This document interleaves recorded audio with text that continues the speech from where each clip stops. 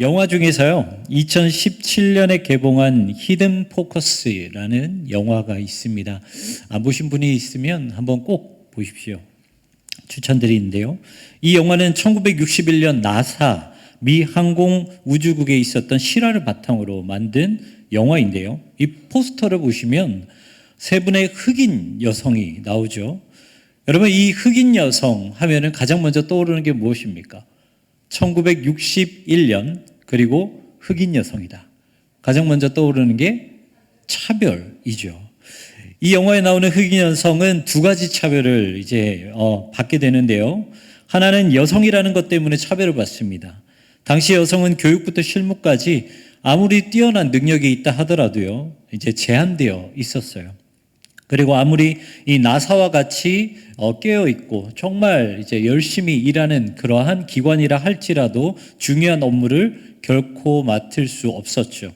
그리고 또 한 가지의 차별은 흑인이라는 것 때문에 차별을 받았습니다. 영화를 보면 주인공들은 흑인 여성 때문에 이제 다양한 그런 차별을 받게 되는데, 하나는 백인들과 커피포트를 이제 같이 사용할 수가 없었어요. 따로 있었습니다. 그리고 화장실도 따로 사용했는데 무려 사무실에서 화장실 한번 가려면 800m 떨어진 곳까지 왔다 갔다 했어요. 그런 것들이 영화에 고스란히 담겨져 있습니다. 천재적인 재능을 가지고 있으면서도 앞에 보이는 이 세 명의 흑인 여성은 차별받게 되죠. 하지만 주인공들은 절대로 굴복하지 않았습니다. 그래서 끝까지 도전하면서 결국 모든 차별을 이겨내고 자신들의 실력을 인정받게 되죠. 이 세 분의 실화에 등장하는 이름을 한 분 한 분 말씀드리면, 캐서린 존슨이라는 여성분은 최초로 유인 우주 비행 궤도를 계산해 내셨고요. 그리고 도로시 본이라는 여성분은 나사 최초 흑인 여성 프로그래머가 되었고, 메리 잭슨이라는 여성분은 나사 최초 흑인 여성 엔지니어가 되었습니다. 여러분, 이 세 분의 특징이 있죠. 모두 앞에 무엇이 붙습니까? 최초라는 이름, 그 단어가 붙습니다. 차별의 끝까지 굽히지 않고 노력했기 때문에 이 세 분 모두 최초라는 역사를 만들어내셨다는 것이죠. 그리고 결국 달에 유인선을 보내는데 아주 큰 기여를 하게 됩니다. 이 보통 사람들은 유명한 사람들의 결과와 현재의 모습만 보고 부러워합니다. 그리고 그 사람은 처음부터 그런 재능을 가지고 있었으니까 처음부터 그 모든 것들을 갖추고 태어났다라고 생각을 하죠. 하지만 그들 이면에는 그동안 겪어온 수많은 난관과 어려움이 있었기 때문에 현재 지금의 그 모습을 가지고 살아갈 수 있게 되었다는 것입니다. 유재석 님이라는 유명한 MC가 있죠. 이분은 다양한 분야에 있어서 많은 영향력을 끼치는 사람인데요.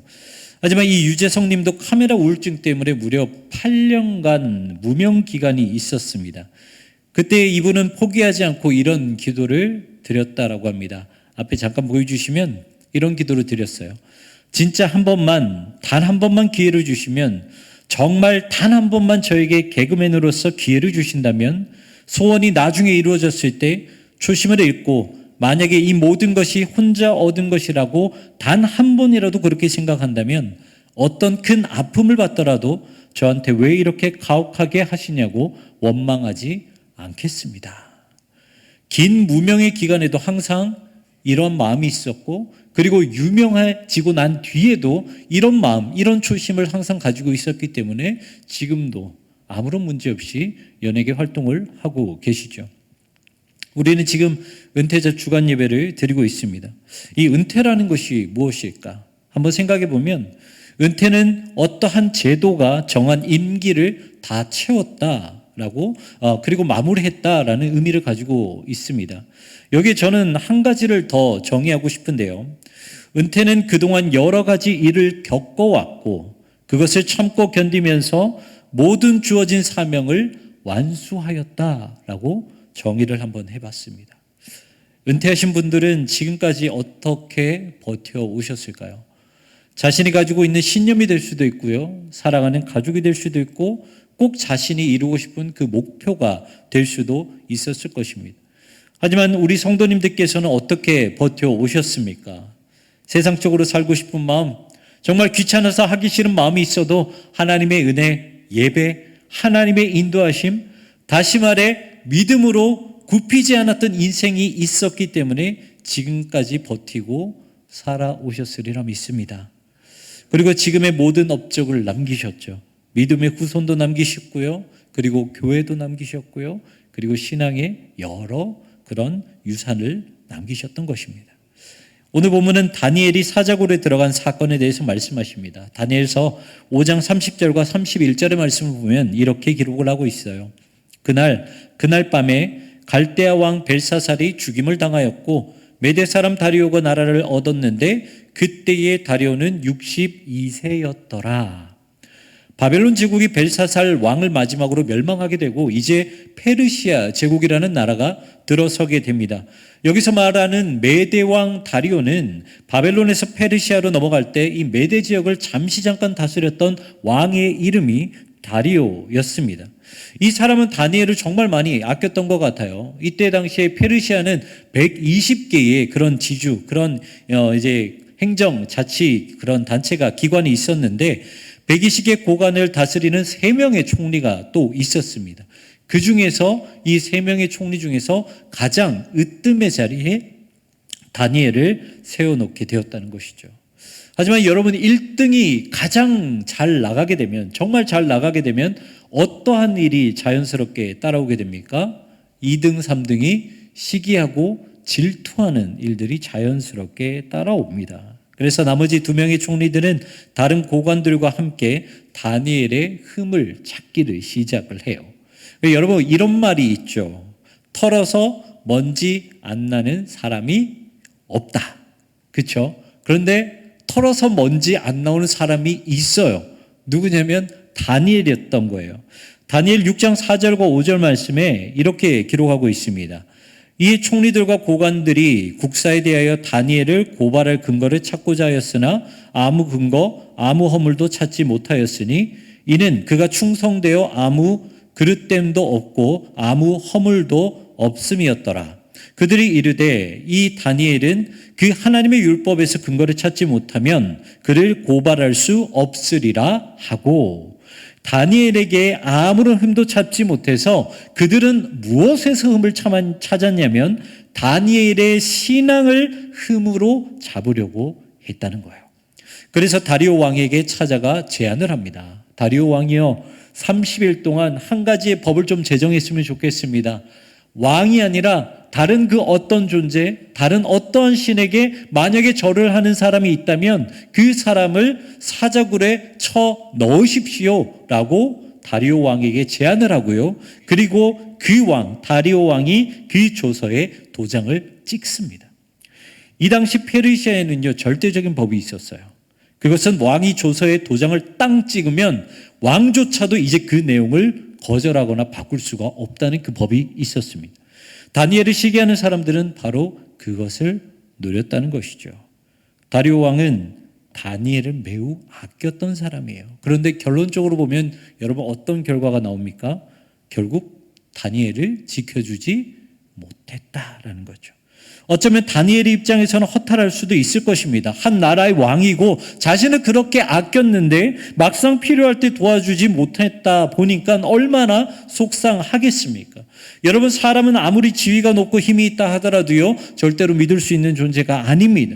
함께하는 신앙 공동체, 지인, 친척, 심지어 가족까지 그들은 우리 옆에서 도와줄 수 있는 존재가 될지는 모르겠지만 우리가 신뢰하고 믿을 수 있는 존재는 되지 못한다라는 것이죠. 우리가 믿을 수 있는 존재는 누구뿐입니까? 바로 하나님밖에 계시지 않다라는 것입니다. 여러분, 신앙은 바로 그런 싸움입니다. 우리가 과연 무엇을 믿고 우리 안에 과연 무엇으로 채울 것인가? 이 싸움이죠. 하나님으로 가득 채워서 세상이 들어올 틈을 주지 말 것이냐, 아니면 틈을 보여서 세상으로부터 공략당할 것이냐, 이 싸움이 바로 우리 신앙의 싸움이라는 것입니다. 디모데 후서 말씀을 보면 사도 바울은 이런 말씀을 합니다. 이 경건의 능력이 없고 경건의 모양만 갖추는 사람이 있다라고 말을 하는 부분이 있죠. 여러분, 경건의 모양을 갖춘다라는 말이 무엇입니까? 겉으로 보면 티가 나지 않는다라는 거예요. 속으로는 경건의 능력이 없지만 겉으로는 너무나도 잘 모습을 갖추고 있기 때문에 티가 나지 않는다라는 것이죠. 그런데 이런 사람들의 특징이 있어요. 뭐냐면 자기에게 유리한 기회가 생기면 타협한다는 것입니다. 나라를 잘 다스리려면 여러분 이 세 명의 총리가 어떻게 해야 돼요? 다 마음이 하나가 되어야 돼요. 한마음 한뜻이 되어야 됩니다. 그러다 보면 서로 잘 이해하고 양보할 수 있는 것들은 조금은 양보를 하면서 서로 타협하며 그 넓은 땅덩어리를 잘 다스려 나가야 하는 것이 세상의 이치이고 논리예요. 하지만 경건의 모습만 갖춘 사람의 모습이 바로 이것이지 경건의 능력을 갖춘 사람은 절대로 타협하지 않는다는 것입니다. 다니엘이 바로 그것이었어요. 다니엘은 어떠한 상황에 온들 결코 타협하지 않았습니다. 심지어 자신이 죽을 수 있음에도 불구하고 절대로 타협하지 않았죠. 다니엘서 6장 10절의 말씀이 이렇게 기록하고 있습니다. 다니엘이 이 조서에 왕이 도장에 찍힌 것을 알고도 자기 집에 돌아가서는 윗방에 올라가 예루살렘으로 향한 창문을 열고 전에 하던 대로 하루 3번씩 무릎을 꿇고 기도하며 그의 하나님께 감사하였더라. 아멘. 뭐라고 말씀하고 있습니까? 왕의 도장이 찍힌 것을 알고도, 다시 말해 자신이 기도하면 죽는 것을 알고요. 그리고 다리오 왕이 자신을 지켜주지 못하는 것을 알매도 불구하고 다니엘을 어떻게 했습니까? 예루살렘을 향한 창문을 열고 하루에 원래 하던 대로 3번씩 하나님께 기도했다는 것입니다. 다르게 표현하면 세상에 굴복하고 페르시아 제국에 굴복한 것이 아니라 온전히 하나님 앞에 굴복했다라는 것이죠. 다니엘은 결국 사자굴에 들어가게 되었습니다. 그때 다리오 왕은 안절부절한 그 마음에 다니엘에게 이렇게 말을 했어요. 다니엘서 6장 16절 말씀인데 공동번역으로 우리 같이 한번 읽어보도록 하겠습니다. 그리하여 왕은 영을 내려 다니엘에게 이렇게 말하였다. 내가 굽히지 않고 섬겨온 신이 너를 구하여 주시길 바란다. 아멘. 다리오 왕이 뭐라고 표현했습니까? 너가 지금까지 굽히지 않고 섬겨온 신이 너를 구해줄 것이다. 아멘. 다리오 왕도 다니엘이 어떻게 살아왔는지 알았다는 거예요. 지금까지 오직 하나님만 바라보며 거룩하고 성실하게 열심히 일했던 다니엘의 모습을 이 다리오 왕도 알았다는 거예요. 여러분, 학자들에 의하면 다니엘은 기원전 620년부터 535년 혹은 530년까지 살았다라고 합니다. 그러니까 85세 혹은 많게는 90세까지 살았다라는 거예요.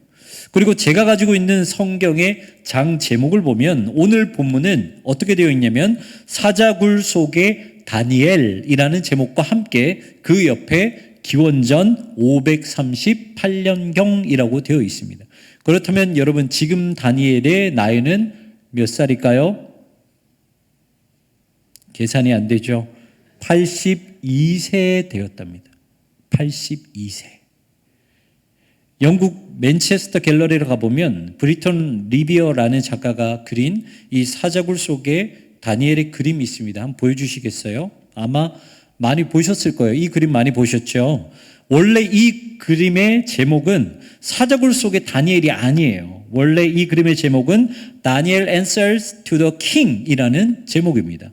왕에 대한 다니엘의 대답이라는 제목이에요. 이 사자굴에 딱 집어넣고 나서 계속해서 안절부절하게 지내다가 이튿날 새벽이 되자마자 다리오 왕이 사자굴에 갑니다. 그리고 애타게 다니엘을 찾아요. 거기에 대한 다니엘의 대답을 이렇게 그림으로 그리고 있다는 것입니다. 여러분 이 그림 보시기에 어떠세요? 다니엘의 모습이 어떻습니까? 다니엘이 뒷짐지고 편안하게 있죠. 그리고 사자 얼굴 한번 보시겠어요? 사자 얼굴 어떻게 보이세요? 험악하나요? 막 잡아먹으려고? 아니죠? 되게 온순해요. 그리고 또 한 가지 우리가 봐야 될 모습이 있습니다. 뭐냐면 이 창 밖을, 무덤 밖을, 이 사자굴 밖을 딱 보는 다니엘 얼굴에 무엇이 비추고 있나요? 빛이 비추고 있어요. 그리고 다니엘의 얼굴은 오히려 환하게 빛나고 있다는 것입니다. 사자굴에 던져도 상관없어요. 돌로 사자굴을 막든지 상관없어요. 무슨 짓을 하든지 하나님이 다니엘을 지켜주셨기 때문에 다니엘의 얼굴에는 빛이 발하였고 얼굴이 평안하였다라는 것입니다. 그렇다면 다니엘의 신앙이 한순간에 여러분 이렇게 만들어졌을까요? 다니엘은 1장부터 6장까지의 그런 내용을 보면 다 역사적인 내용으로 기록되어 있는데 이 역사 순으로 기록이 되어 있습니다. 그러니까 다니엘 1장은 가장 어렸을 때, 그리고 다니엘 6장은 가장 나이가 많았을 때 1, 2, 3, 4, 5, 6장 이렇게 기록을 하고 있어요. 한 가지씩 한번 살펴보면 다니엘 1장을 보면 다니엘은 15살에 바벨론의 포로로 잡혀가게 됩니다. 그리고 강제로 이름을 바꿔야 했고요. 그리고 바벨론 교육을 받아야 했고요. 그리고 왕이 주는 음식을 먹어야 했어요. 여러분, 이름을 바꾸고요. 바벨론식 교육을 받아야 된다는 것은 유대의 모든 얼과 정신을 다 씌워버리겠다는 거예요. 그리고 왕의 음식을 먹는다는 것은 이방 우상을 섬겼던 그 제사 음식을 먹는 거예요. 다니엘은 절대로 이것을 포기할 수 없었어요. 그래, 내가 내 이름을 바뀌고 그리고 내가 비록 바벨론식 교육을 받는다 하더라도 절대로 왕의 음식은 먹지 못한다라고 하면서 강하게 거부했죠. 다니엘 2장에는 어떠한 내용이 나옵니까? 느부갓네살 왕이 꿈 때문에 너무 괴로워하고 있어요. 페르시아 온 지역에 있는 그런 이제 모든 점술사들을 불러가지고 내 꿈을 어떤 꿈인지 다 해석해라. 그런데 이 해석을 하지 못하면 너희는 다 죽을 줄 알아라. 이렇게 협박을 해요. 그때 하나님은 다니엘에게 꿈을 해석할 수 있는 달란트를 주셔서 그 위기를 모면하게 만들죠. 다니엘 3장은 어떤 내용이 있습니까? 다니엘의 세 친구가 풀무불에 들어가는 내용이 나옵니다. 여기에서는 다니엘이 직접적으로 나오지 않아요. 그런데 이 부분에 있어서 주석은 어떻게 해석을 하고 있냐면 아마 다니엘이 이미 고위 관직에 올랐기 때문에 다니엘을 어떻게 할 수 없어서 다니엘의 세 친구만 처벌했다라는 그런 해석도 있습니다. 그런데 무엇이 되었든 간에 자신이 사랑하고 자신과 함께 포로로 이끌려온 다니엘의 세 친구 풀무불에 들어가게 되었어요. 다니엘의 마음이 어땠을까요? 하루하루 견디기 힘든 그 고통 가운데 살았을 것입니다. 그리고 다니엘 5장은 어떤 일이 일어납니까? 이제 바벨론 제국이 망하고 페르시아 제국이 들어서게 됩니다.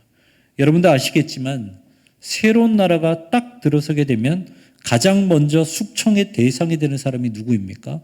고위 관직이에요. 다니엘도 이미 고위 관직에 있었던 사람이에요. 나라가 바뀌면 숙청 대상의 1호가 될 사람이었다는 거죠. 하지만 하나님은 페르시아 제국에서도 다니엘을 총리로 세워주셨다는 것입니다. 이렇게 다니엘을 포로로 잡혀가는 순간부터 노년에 이르기까지 사소한 문제부터 큰 문제까지 너무나도 어렵고 고통스러웠지만 그 순간순간을 하나님을 의지하면서 살아왔다는 거예요. 세상과 타협하지 않았고요. 그 어떤 것에도 굽히지 않았다는 것입니다. 이렇게 굽히지 않았던 인생을 살았기 때문에 지금의 다니엘이 있게 되었다는 거죠. 여기에는 우리 은퇴하신 집사님, 권사님, 장로님들이 여기 앞에 앉아 계십니다. 이분들은 지금까지 어떤 인생을 살아오셨을까요? 교회에서 말고요. 저 광야 같은 현실에서 성과 하나 때문에 치열하게 살아야 하는 저 현실에서 자식 잘 키우기 위해 때로는 자기의 직업을 포기하고 자기의 인생까지 포기해야 하는 그 현실에서 은퇴하신 모든 분들은 어떠한 인생을 살아오셨을까요? 감히 제가 말을 하고 평가를 한다는 것은 말도 안 되지만 감히 말씀드리면 저는 은퇴하신 모든 분들이 다니엘처럼 이 믿음 하나 가지고 굽히지 않은 인생을 살아오셨다라고 생각을 합니다. 이때를 위함이 아니었나 싶습니다. 목요일과 금요일에 시몬 선교회 수련회를 같이 다녀왔는데요. 솔직하게 말씀드리겠습니다. 오늘 본문이 어디입니까? 다니엘 본문입니다. 다니엘 본문을 가지고 설교를 준비해야 돼요. 그런데 목요일, 금요일에 시몬 선교회 수련회를 가야 됩니다.